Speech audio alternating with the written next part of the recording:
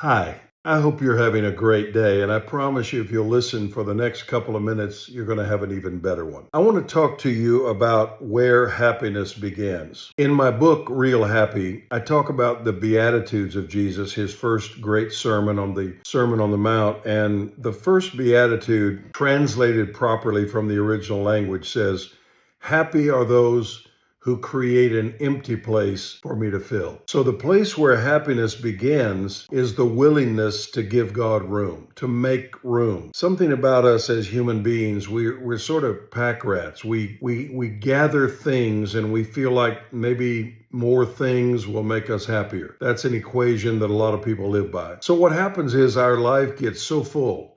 Our schedule is full, our closet is full, our mind is full, and we don't have any room for real happiness because the other kind is fleeting. So I'm going to give you some real practical tips on how to be happy by making room. First of all, I want you to start with the practical. I'm a really practical person, and I think the Word of God is practical. It's like people spend a lot of time seeking sensational things that lead nowhere. Let's get practical. Let's talk about making room. I'm going to mention about three things that we all have in common. Don't groan when I say this. You got room that you could make in your closet, in your personal belongings, in your kitchen, in your drawers of your storage around the house, and in your garage. Think about that. Just forget about the big picture right now. Just think about this. What does my closet look like? What does my garage look like? What does my storage rental look like? And I want to challenge you to take inventory, and that's a practical thing. Start getting rid of stuff. I promise you, there are outfits you haven't worn, you don't need, you don't want. There are personal items that you have three or four of. There is room in your closet, in your kitchen, and there are those, I might remind you, that don't have any. So a good thought is to find a local charity and donate things. Donate clothes, donate kitchen items, utensils, small appliances, donate things. Then go in the garage. Sir, this is for you too, not just the ladies' closet. Go in the garage and clean it out. Spring cleaning time. Get rid of stuff. The more you move out, give it a new destination. Sell it, Facebook Marketplace, wherever you want to sell it. Donate it, give it away to someone in need, and clean it up. You're going to get a lift out of this. You're going to feel good, I promise you. You're going to feel relieved. You're going to lay down on your bed at night happy that you did this. So start with the practical. Your closet, what does that look like? How much do you have in there you could get rid of? Your garage, your kitchen, maybe your rented storage, which is for some of us in our budget a cost of $200 or $300 a month that we really don't need. And if you've had something in storage for 2 or 3 years, you may not need it, okay?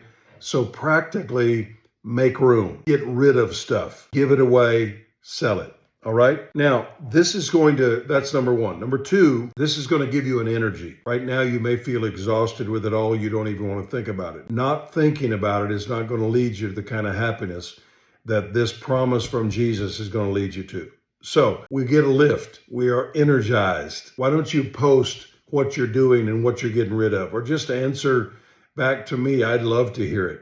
I want to post some really successful stories of how it made you feel. That's what we're after. How does it make you feel to make room in your life? How does it make you feel emotionally, mentally, even spiritually? So now let's make the spiritual jump on making room. I want to give you three things that I think you need to look at and think about and see if you've got a place to make room. Let's start with forgive and forget. I want you to take inventory of your heart and your thoughts. Is there a forgiveness that needs to be offered to anyone, any situation, anything that's happened to you? Forgive it. The grace of God is there to give it up. You may have cursed it and rehearsed it and nursed it as long as you need to. Forgive it, and God will take it and cast it far from you.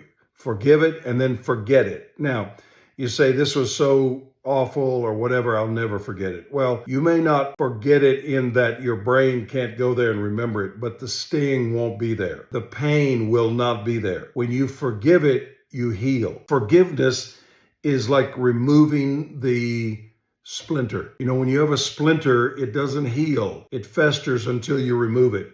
When you remove the foreign obstacle, it immediately starts to heal. Your body starts to heal. That's an example of the way your spirit works. Your spirit is not designed to be whole and healthy in the presence of unforgiveness and bitterness. It can't heal. It's restless. It's uncovered. So forgive and forget. Number two, commit to quiet time and meditation. It doesn't matter if it's 10 minutes in the morning. Quiet. No media, no telephone, no TV, no computer, just you and your thoughts and Jesus. Meditation. Calm yourself. Think, but think on Him. Whatever is good and lovely and honest and of good report, think on that. Meditation. The Bible is full of instructional word about how to meditate and the value of meditation. So we forgive and forget, and then we give quiet time to meditation. You decide. Is it 10 minutes in the morning? Is it a half hour at lunchtime? Is it in the evening when the kids are in bed? You have to have re-energizing time. So meditate. Get a Bible, get a good book, or get nothing. Just close your eyes, lower your shoulders, take a deep breath, and think on good things. Number three is that because you've been making room, then you go into acts of generosity. All the stuff you cleared out of the garage, sell it or give it away. Give it to someone that has nothing. Be generous. Donate to your church food bank, wherever you know that you could give stuff away. And then the spiritual part is practice generosity. How long has it been since you really complimented a waiter who was bringing your food to the table? And maybe you didn't understand the stress they were under and what they were facing at home. Maybe that's why there wasn't a big smile on their face. Tell them how good a job they're doing. Generosity is free. Generosity is a compliment given in a timely fashion. Generosity is a phone call and just leave a quick message. Generosity is a text of encouragement. Like during your meditation time, what I like to do is go through an inventory of my friends or people that I know about. I text and left messages this morning with some friends. One of them whose family, there's several brothers and one of them lost their wife. I called all of them and left them a message. You can text something to someone that you know is going through something. I checked with another friend whose son had a heart transplant surgery this week. How is he doing? Great report. He's doing good. 4 days in and he's off the ventilator. Just generosity is not expensive. And in fact, even when you give financially to your church, your tithing program, your missionaries, wherever you're giving financially, or like my late mother-in-law Molly used to do, she took great joy in packing a care box of clothing and shoes and things that were needed in a third world country that she had a connection with missionaries there.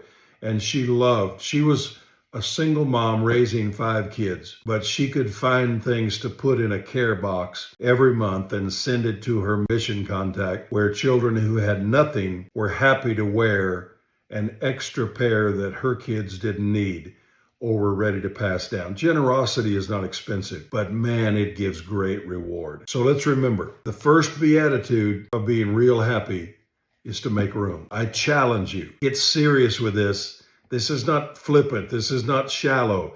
This is not lightweight. People are looking for some big, spectacular something. Start here. Make room and watch what God will do.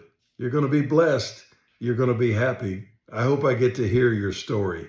Okay? Go out and make it a great day. God bless you. I love you.